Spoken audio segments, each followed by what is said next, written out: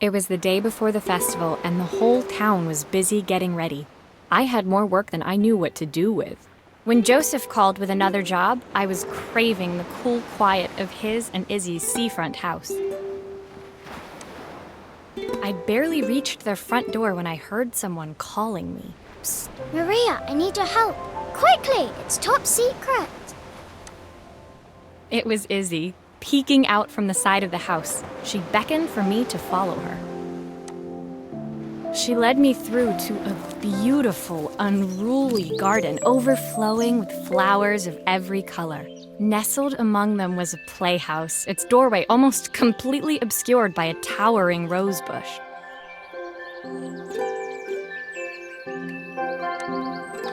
You have to squeeze past it and breathe in real small, like this. Izzy took in a big gulp of air and crawled through the gap and into the playhouse.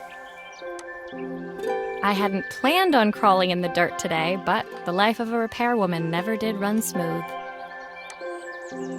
On the table inside, there was an electronic toy. Not exactly the usual stock in my parents' antique shop. I had an accident. I didn't do it on purpose or anything, but it won't turn on anymore. Can you fix it for me?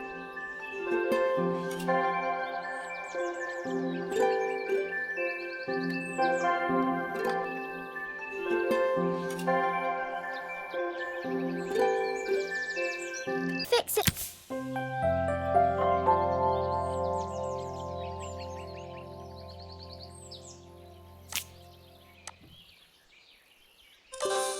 Why does it sound so scary? It wasn't like that before.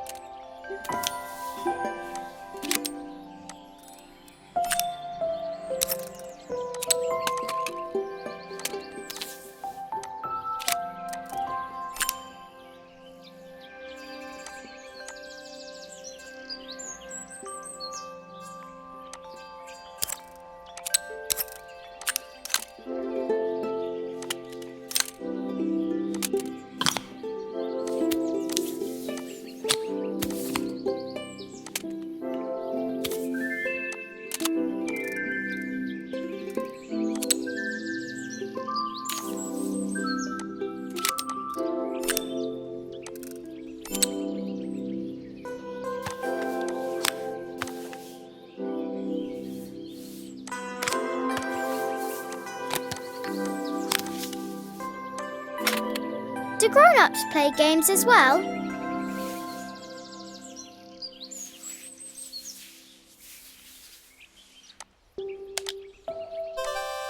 Is it meant to look like that? It's weird. I don't like it.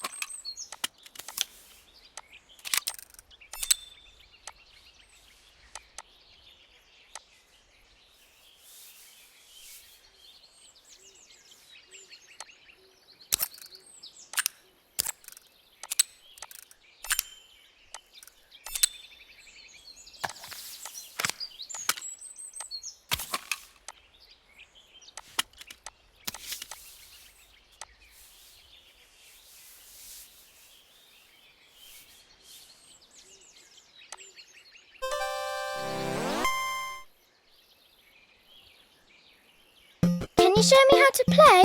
I tried before, but it was so hard.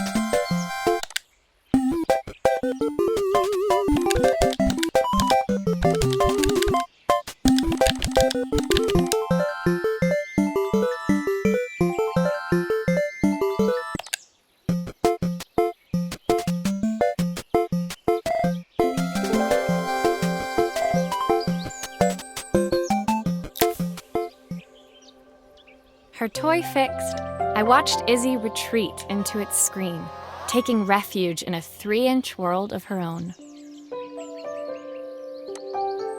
Well, I'd better head inside. Your dad is waiting for me. Please don't tell him about the game. He'll think I broke it on purpose. Why would he think that? Because, well, I kind of dropped it really hard at the wall. Izzy looked down, scuffing her shoes on the worn floor of the playhouse. My dad said I have to go to this stupid festival tomorrow and put on a stupid dress, and I don't want to. All he cares about is working. He never wants to see me unless it's for his job. I'm not going. He can't make me. With that, Izzy dove back through the rosebush and disappeared into the wilds of the garden. She was so young. She couldn't be expected to see that her dad was struggling too. It made me think, had I really tried hard enough to understand my parents' point of view? I was so focused on the adventures ahead of me, maybe I didn't care enough about leaving them behind.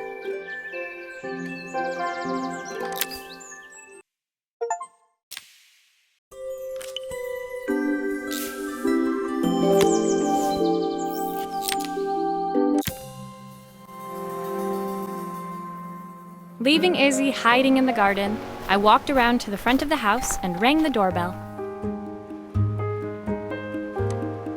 It was only then I noticed my favorite overalls covered in grass stains. I scrubbed desperately, but it was too late. Maria, what are you doing? What happened to your clothes? I was, repairing a lawnmower. How unusual. Well, do come in. The job I've got for you is a little more delicate. Totally embarrassed, I walked into an orderly room filled with papers and ledgers. So this was his office. You must be so busy getting ready for the festival. Are you looking forward to it? Of course. It's traditional for the mayor to judge food from every cafe and restaurant in town. I'll be declaring the best chef in Bellariva by this time tomorrow. Speaking of which... He unclipped the watch from his wrist and very carefully handed it to me. I'll have a tight schedule.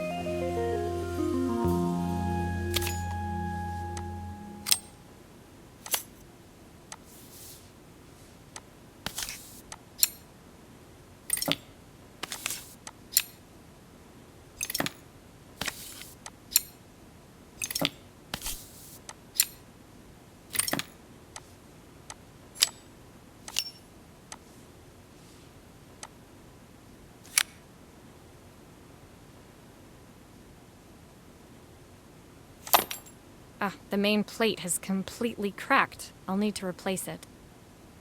The cogs look good, though. If I'm careful, I can reuse those.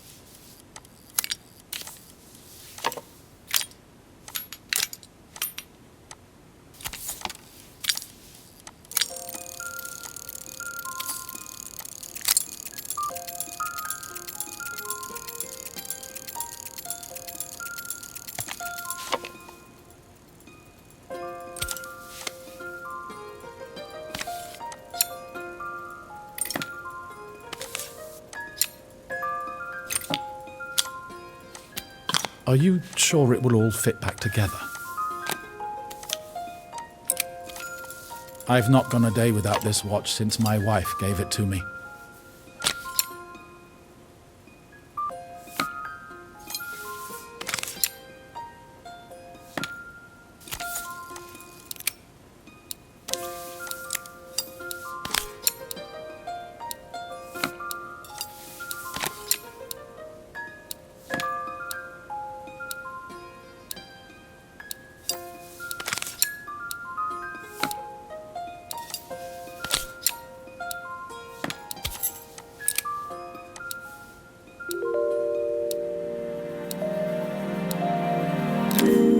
As I handed the watch back to Joseph, my fingers traced over the engraving on the back.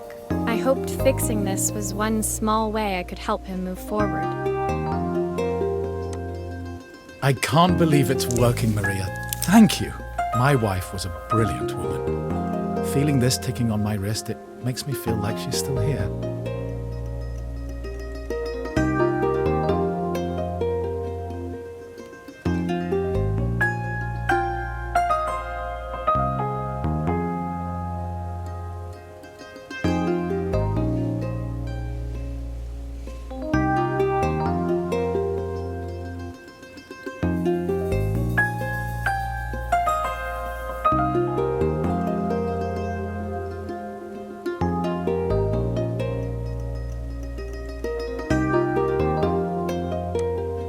Watches measure minutes and hours like they're infinite. I didn't know we had so little time.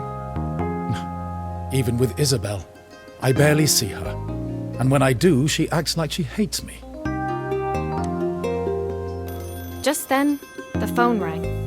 Even when he was at home, his work was never done. Sorry, Maria. I have to take this. I'll see you at the festival tomorrow. As I left, I turned and saw him pacing the floor of his office, his watch glinting in the afternoon sun. I hoped its quiet ticking would at least bring him some peace during the busy days to come.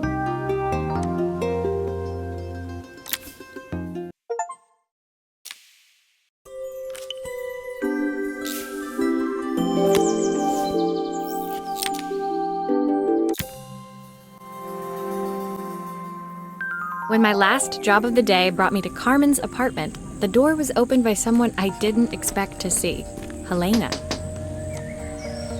Sorry for inflicting this mess on you. Carmen's never seen a knick-knack she doesn't want to buy, apparently.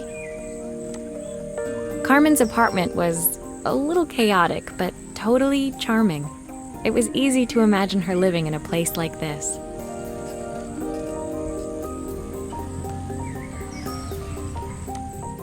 It definitely wasn't Helena's style. She seemed more upmarket than flea market. I wondered why she was even here. We're having a clear-out, or at least I am. Carmen's not helping, as usual. There's a market at the festival tomorrow. I'm selling some of these things to make her some money.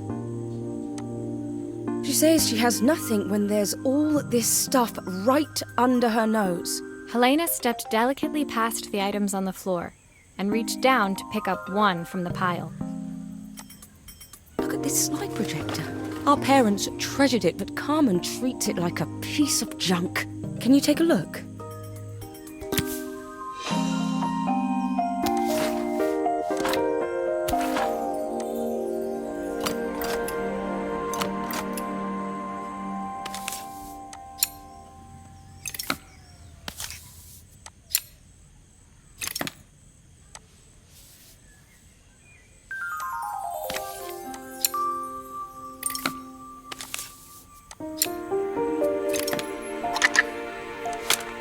Oh, typical. Carmen's even managed to get a slide stuck in here.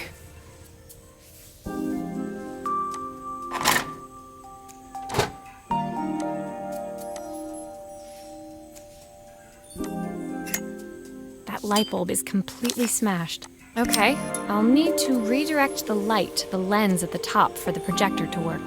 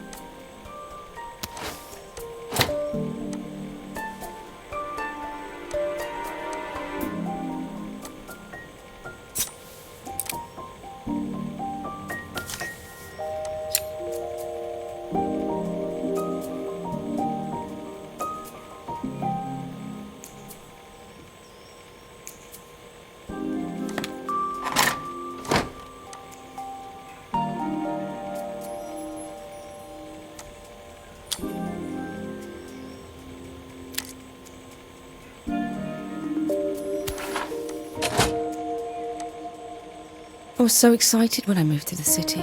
Carmen, she looks so sad.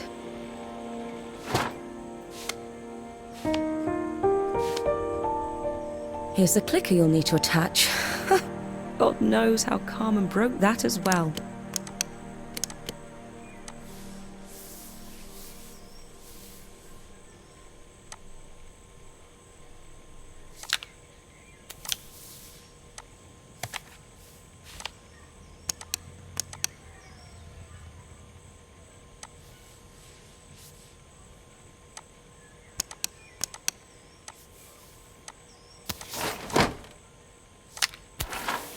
Looks like something is still missing.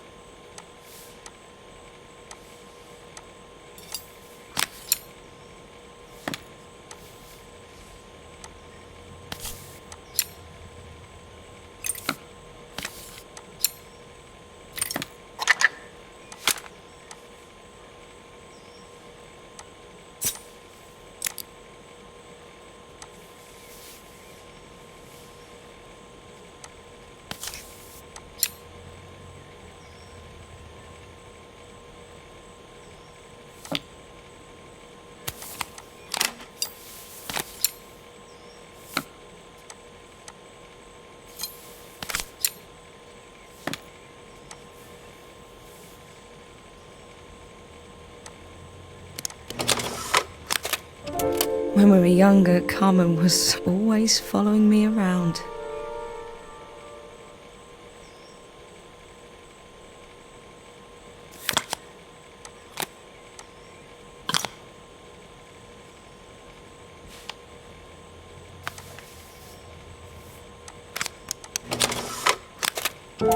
I suppose she looked up to me. A cool older sister.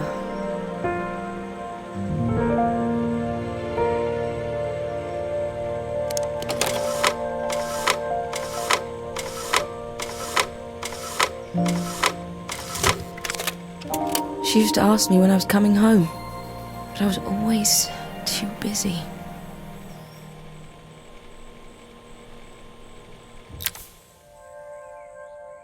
Helena was transfixed, staring at the two young sisters the projector had brought glaringly into focus. I never meant to let her down. But you haven't, have you? You came all this way just to help with the cafe, plus the money. That's the problem. There is no money. I lost my job a few months ago. My savings are almost gone. I have nothing. Carmen thinks I'll throw my checkbook at her bad decisions and make them okay. But I can't. Not this time. You know, the funny thing is, I came here wanting to tell her the truth. But she's so infuriating. How can I ask her for help when all she cares about is herself? Helena fell silent, shrinking under the gaze of her younger self, projected onto the wall. We drifted so far apart when I moved away. It felt like the only thing keeping us together was my bank balance. I know I have to tell her the truth. It isn't fair. But I already lost everything else. What if I lose her too?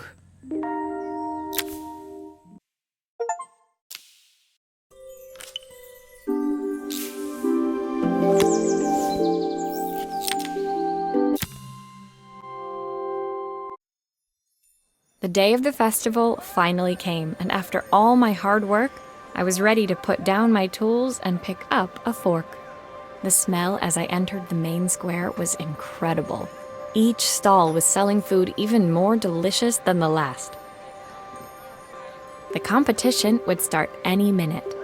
Most stall holders were waiting anxiously for the mayor to pay them a visit. All of them, that was, except Carmen, who was still frantically chopping vegetables and stirring pots. Maria! Thank God you're here. Can I ask you the world's biggest favour? Helena was supposed to help me run the stall today, but she never turned up. Probably too ashamed to show her face. I can't believe she lied to me. Carmen was stirring so furiously she was in danger of tipping the pot over altogether. The mayor will be here any minute for the judging, but I'm almost out of my special. She wasn't really going to ask me, was she? Not on my day off. I have a stove ready to build and everything. Can you set it up and make me a spare batch?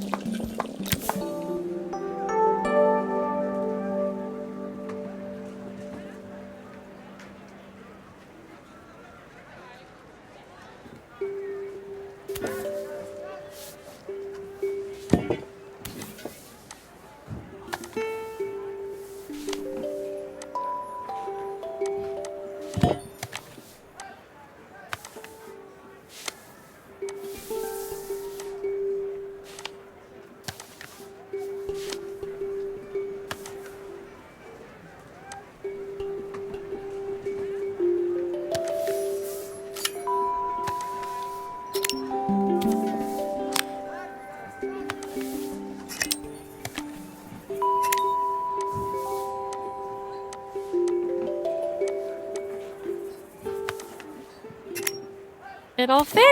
Now to light the gas.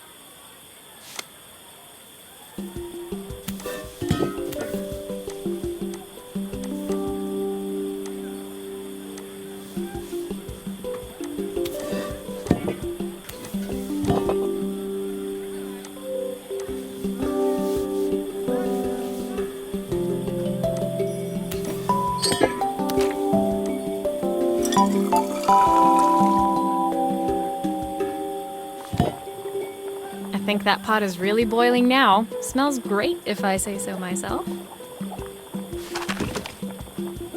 Here are the ingredients that Carmen's given me. What to add first?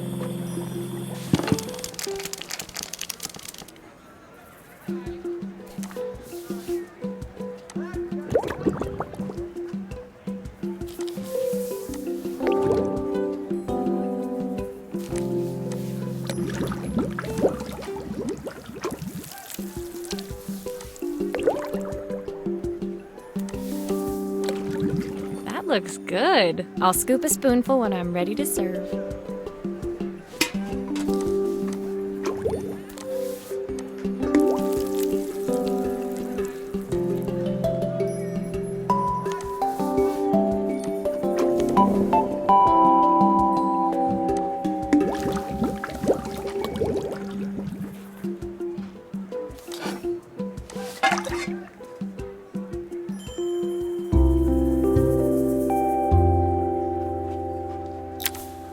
My part done, Carmen took over and added the finishing touches. It was just in time. As a moment later, Joseph arrived with Izzy in tow. Carmen anxiously handed them both a serving. That was so tasty. Can I have some more, please? Well, you've certainly earned yourself a loyal customer in my daughter. We have a few more meals to taste, but so far you are one of the best. Good luck.